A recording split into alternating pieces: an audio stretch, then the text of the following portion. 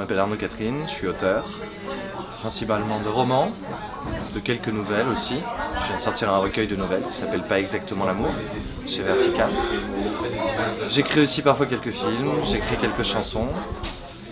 Et à côté de ça, j'adapte pour la scène certains de mes textes que je joue et que je chante. Voilà. Donc, écriture romanesque pour sillon principal, et puis des variations au cinéma, dans la chanson et sur scène. Alors la libraire de cette belle librairie m'a invité pour une carte blanche. L'idée était donc de choisir un film qui soit en rapport avec mon dernier livre. Mon dernier livre, il s'appelle Pas exactement l'amour, publié chez Vertical. C'est un recueil de nouvelles sur la passion amoureuse. Donc j'ai cherché un film qui soit en miroir, en lien avec ce livre. Et donc on a projeté ce matin Sunday Bloody Sunday de Schlesinger, qui s'appelle en français Un dimanche pas comme les autres. Très très beau film sur la passion.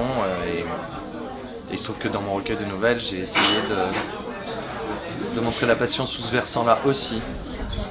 À savoir l'amour impossible, mais qu'on va traverser malgré tout, parce que sinon on aurait l'impression de passer à côté de quelque chose de vivant, profondément vivant. Ça s'appelle pas exactement l'amour parce que ça tourne autour de situations où les personnages se savent amoureux mais ont du mal à rejoindre ce continent rêvé qu'est l'amour. Ils sont tous aux prises avec des passions soit impossibles, voilà, ou bien des situations de solitude avec son désir. Alors j'ai regardé ma vidéothèque pour trouver une idée. Et je suis retombé sur le DVD donc de Sunday Bloody Sunday. J'espère que vous vous attendez pas à un film sur l'Irlande, parce que c'est pas vraiment le cas. Pas exactement l'amour, c'est donc un recueil de nouvelles qui traite du sentiment amoureux, autour du sentiment amoureux, l'avant, l'indécision, l'après, le non-dit. Ou les impasses, comme ce qu'on vient de voir. Voilà. C'est-à-dire ces personnages qui sont pris dans le sentiment amoureux, dans la passion, qui en toute conscience, en pleine conscience, voient bien qu'ils vont au mur, que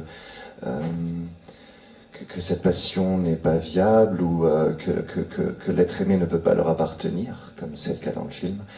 Mais ils y vont quand même, parce que ça les rend plus vivants.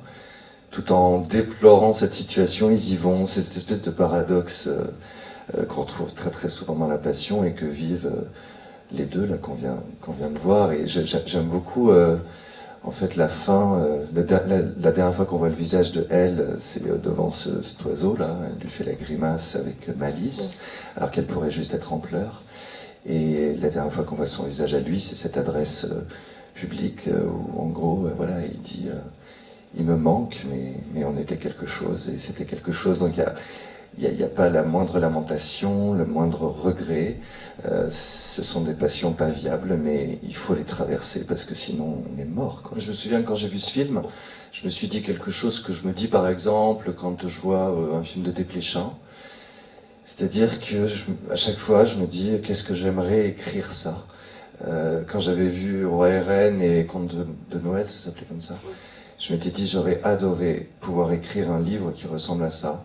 Et sur Sunday Bloody Sunday, je me suis dit la même chose. C'est-à-dire, ce qui m'intéresse dans ce film, outre les interprètes qui sont formidables, la cinématographie, la musique, tout, bon, tout me bouleverse dans ce film, mais il y a la dramaturgie et la densité romanesque. D'ailleurs, il dure 1h50, ce film. Hein, c'est pas un moyen métrage. Et voilà ce qui m'impressionne. J'ai pas du tout envie de faire de cinéma, moi, dans la vie. Mais ce qui m'impressionne dans ces films-là, c'est l'épaisseur romanesque, quoi. Il prend le temps du romanesque, et du coup, nous, on s'immerge avec ces personnages, et on ne peut qu'être en empathie. En plus, bon, Muriel est absolument irrésistible, enfin, je trouve. 18h, c'est ce que tu as dit. Le temps de quitter le bureau et d'arriver. 18h, sans faute, as-tu cru bon d'ajouter. C'est curieux, tes mots sont devenus des promesses. Et je crois qu'on promet parce qu'on ignore si on tiendra parole. Je n'ai jamais réussi à être à l'heure à un rendez-vous. Je me retrouve systématiquement en avance. Depuis toi, c'est pire. Le rendez-vous a lieu chez moi. Je suis sorti vers 15h pour faire quelques courses, nous acheter à boire, de l'eau, un soda, du rosé, si jamais l'envie te prenait. Je suis allé à l'épicerie qui se trouve à la sortie du métro Saint-Placide, songeant déjà à rentrer.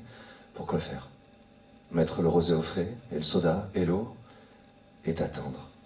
Si la vie de mes voisins statufiait devant leur écran à quelque chose de lamentable, la mienne a quelque chose de pathétique. La crainte quotidienne que tu m'aies épuisé. Je veux dire, que tu aies épuisé ce que tu cherches en moi. Tu cherches quoi? La crainte que tu t'apprêtes à passer à quelqu'un d'autre. Et comme ça. Jusqu'au prochain encore. Je refuse à présent catégoriquement les dîners à 3 avec Stéphane. Il comprend pas, je sais, mais c'est au-dessus de mes forces. En 2007, j'ai monté un projet avec le chanteur Florent Marché qui s'appelait Frère Animal. Ça a été un livre-disque publié chez Vertical et ensuite c'est devenu un spectacle qu'on a tourné pendant 3 ans. On est en train en fait d'écrire l'épisode numéro 2. On a même terminé d'enregistrer les maquettes. Et donc voilà, mon prochain livre, ce sera ça, ce sera un livre-album avec Florent, donc Frère Animal second tour, ça s'appellera, et donc un spectacle qu'on est parti pour jouer le plus possible. Voilà, mais il n'y a pas de roman, prévision, de nouvelles ou que sais-je, ce sera plutôt une sorte de comédie musicale pop dont on pourra trouver le livret, l'album et le spectacle en 2016.